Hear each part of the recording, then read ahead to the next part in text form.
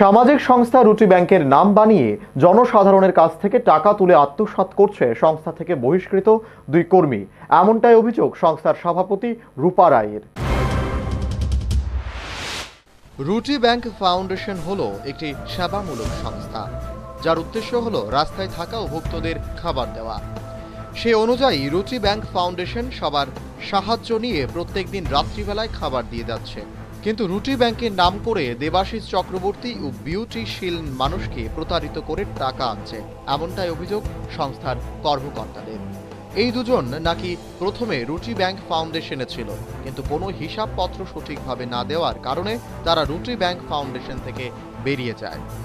এই ব্যাপারে তারা দুজনে ডেপুটি ম্যাজিস্ট্রেটকেও চিঠি দিয়ে পদত্যাগ করেছে। কিন্তু আজও তারা মানুষকে ভুল বুঝিয়ে রুটি ব্যাংক ফাউন্ডেশনের নামে টাকা তুলছে এবং নিজেরাই আত্মসাৎ করছে। তারা প্রথমে সমর্থক মোর্চা নাম নিয়ে নিজেদের প্রচার করে, তারপর নারায়ণী সেবা দলের হয়ে প্রচার করে। বর্তমানে শ্রীমা অরবিন্দ আশ্রম নামে বিভিন্নভাবে মানুষের কাছ থেকে টাকা তুলছে। আমাদের অভিযোগটা হচ্ছে কি, আমরা রুটি ব্যাংক ফাউন্ডেশনের প্রেসিডেন্ট। আমি আজকে 9 মাস 10 মাস ধরে প্রেসিডেন্ট পদে আমি আছি। তো আমাদের এখানে সাথে বিউটিশিয়ান আর দেবাশিস চক্রবর্তী ছিল রুটি ব্যাংক ফাউন্ডেশনে। কিছু টাকা পয়সা 9-6 পাওয়ায় আমরা ওখান থেকে মানে বার করে দেওয়া হয়েছে রুটি ব্যাংক ফাউন্ডেশনের তরফ থেকে।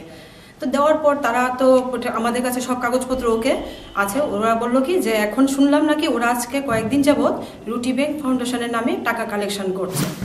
দেবাশিস চক্রবর্তীকে সমর্থক মোর্চার সভাপতি পদ থেকে বহিষ্কার করা হয়। তার কারণ সে সমর্থক মোর্চাকে অপপ্রচারে করে বিভিন্ন লোকের কাছ থেকে টাকা তুলছে।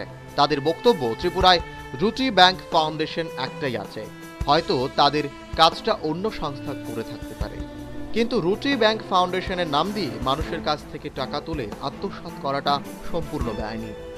Bureau report, news vanguard.